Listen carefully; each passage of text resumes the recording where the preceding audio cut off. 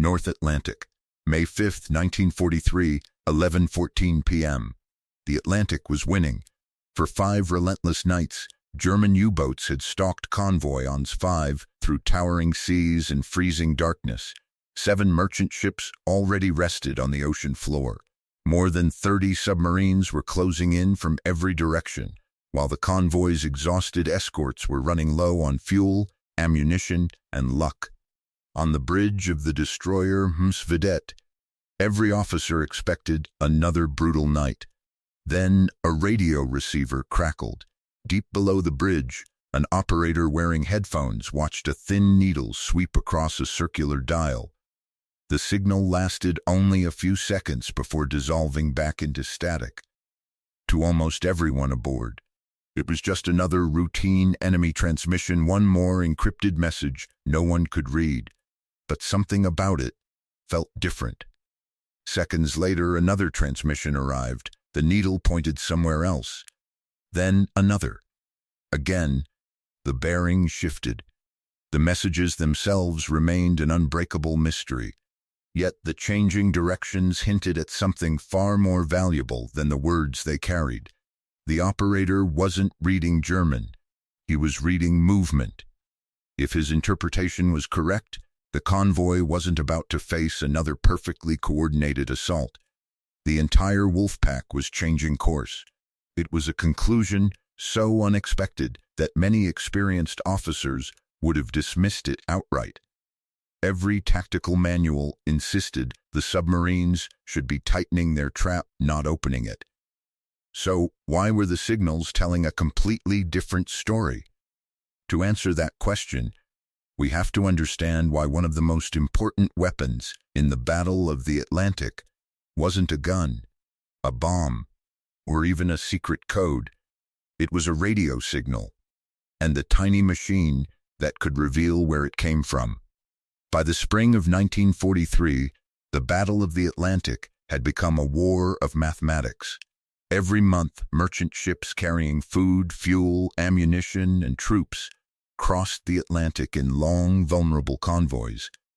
Every month, Admiral Karl Nitz's U-boats hunted them in coordinated Wolfpacks, using radio transmissions to report sightings and summon nearby submarines.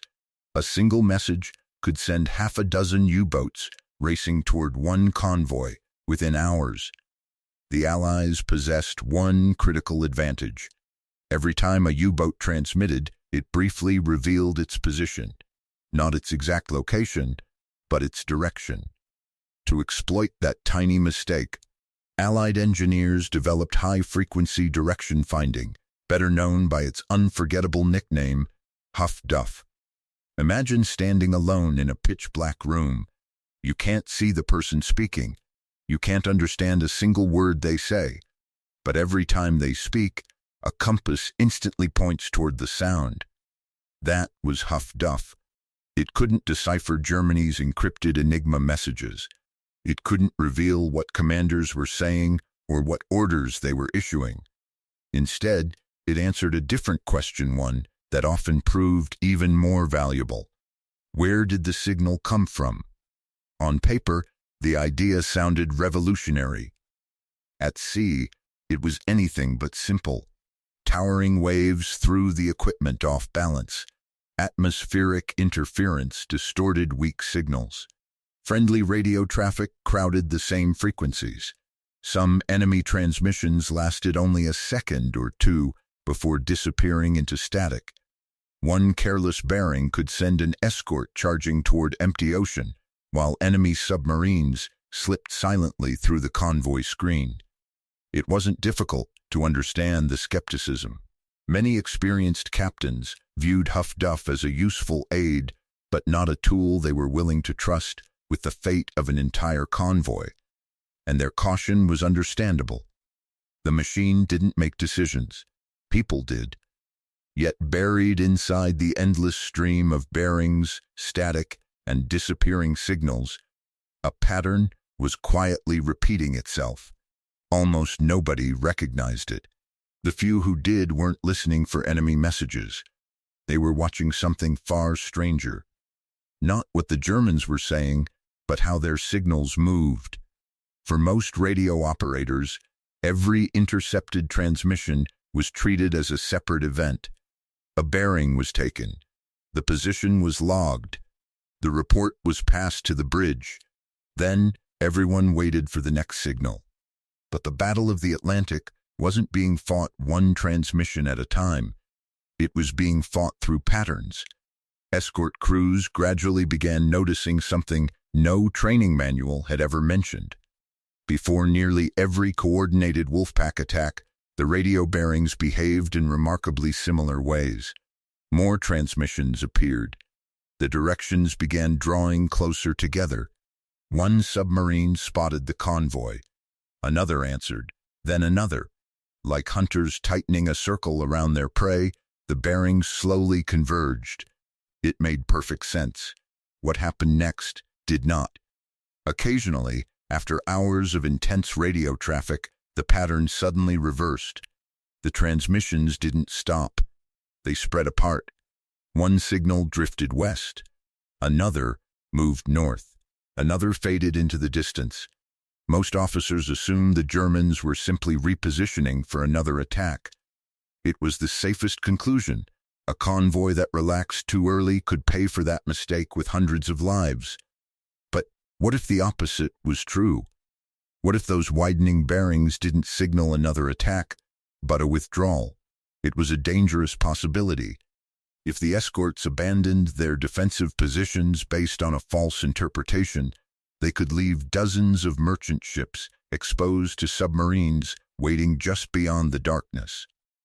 No captain wanted to gamble on a theory, yet the same strange sequence kept appearing. Converge, attack, scatter, again, and again, and again. With every new report, the pattern became harder to dismiss. The radio traffic wasn't just revealing where the U-boats were, it was beginning to reveal what they were about to do. The challenge was proving it, because somewhere in the middle of the Atlantic, there would be only one chance to test the theory, and if the pattern was wrong, there would be no second chance. May 5th, 1943, North Atlantic. Shortly before midnight, the convoy disappeared behind towering walls of rain. Visibility collapsed to almost nothing. Massive waves tore through the escort screen, separating ships that only minutes earlier had been holding formation. Somewhere beyond the darkness, dozens of German submarines lay in wait. Then the radio came alive. One transmission, a bearing was taken. Another followed, then another. Within minutes, the plotting board aboard HMS Hvidet began filling with fresh bearings. Individually, they revealed very little. Together, they painted a picture no radar could ever see. The signals were drawing closer together. Somewhere beyond the storm, the Wolfpack was assembling. No one on the bridge needed convincing now. The attack had begun. Escort destroyers surged into the darkness, while corvettes tightened their protective screen around the vulnerable merchant ships. Searchlights remained dark. Radar swept the horizon. Sonar operators listened for the unmistakable echo of a submerged submarine. Then, exactly as expected, the first contact came. Depth charges thundered into the Atlantic. Columns of water erupted into the night. For a few chaotic moments, confusion engulfed both sides. German commanders struggled to coordinate their attack, while Allied escorts raced toward every fresh transmission their radio operators detected. Then something changed. Not in the sea, not on the radar, on the bearings. Fresh transmissions were still arriving, but instead of drawing closer together, they began spreading apart. West, northwest, north, the pattern was reversing. At first, no one wanted to believe it. The safest assumption was that the submarines were regrouping for another strike. Years of experience pointed to exactly that conclusion. But the radio plot told a different story. If those bearings were telling the truth, the escorts had been handed a rare opportunity. Instead of waiting for another attack, they could become the hunters. It was a decision that had to be made immediately. wait and risk letting the U-boats disappear into the storm, or break formation, chase the fading bearings, and trust that the strange pattern hidden inside the static was revealing the enemy's next move. Within minutes, the escort commander made his decision. The Battle of the Atlantic was about to change in a way neither side expected. The order spread quickly across the escort screen. Instead of remaining beside the convoy, several escorts surged toward the fading radio bearings. It was a calculated risk. Every mile they steamed away from the merchant ships reduced the convoy's immediate protection. If the interpretation was wrong, German submarines could slip through the widening gap and strike almost unopposed. The next few minutes would determine whether the escorts had made a brilliant tactical decision or a catastrophic mistake. The sea offered no answers, only darkness. Then radar found a contact. A submarine had surfaced, hoping to recharge its batteries beneath the cover of the storm. It never expected Allied destroyers to be racing directly toward its position. The escort closed at full speed. The U-boat crash-dived. Seconds later, the first pattern of depth charges thundered into the Atlantic. The explosion shook the sea. Columns of water burst into the night. When the spray finally settled, a broad patch of oil spread across the waves, followed by floating wreckage. The hunt was only beginning. Another radio transmission, another bearing, another destroyer altered course. Again, this time, the submarine was forced to dive before it could help organize another coordinated attack. Instead of hunting the convoy, the Wolfpack was now fighting simply to evade the escorts. That single change mattered far more than it first appeared. For years, German commanders had depended on radio coordination to mass their submarines against isolated convoys. But every transmission needed to organize an attack also handed Allied direction, finding operators another bearing. The more urgently the U-boats communicated, the easier they became to find. It was a trap hidden inside Germany's own tactics. By the time dawn broke across the Atlantic, the convoy was still steaming east. The Wolfpack was no longer tightening its grip, it was falling apart. The battle around Convoy Ons 5 became one of the clearest signs that the balance in the Atlantic had begun to shift. Improved radar, aggressive escort tactics, expanded air cover, intelligence from intercepted communications, and HFDF were finally working together in ways the Germans had never anticipated. For Admiral Karl Dönitz, the implications were impossible to ignore. His submarines had entered the battle expecting another victory. Instead, they had become the hunted. But the consequences of Ons 5 reached far beyond a single convoy. Within weeks, the entire Battle of the Atlantic would begin to change. When the battle around Convoy Ons 5 finally ended, neither side fully understood what had just happened. To the exhausted merchant crews, it was simply another Atlantic crossing survived. To the escort sailors, it was a hard-earned victory after days of relentlessly hunting submarines through some of the worst weather imaginable. But for Admiral Karl Dönitz, the battle revealed a far more unsettling reality. His Wolfpacks no longer controlled the Atlantic. The Allies were adapting faster than Germany could respond. Convoy Ons 5 wasn't won by a single invention or one brilliant decision. It was the result of dozens of improvements working together: centimetric radar, capable of detecting submarines on the surface at night, escort carriers extending air cover deep into the mid-Atlantic, better trained escort groups, intelligence from intercepted communications, and high-frequency direction finding, which turned every German radio transmission into a potential clue.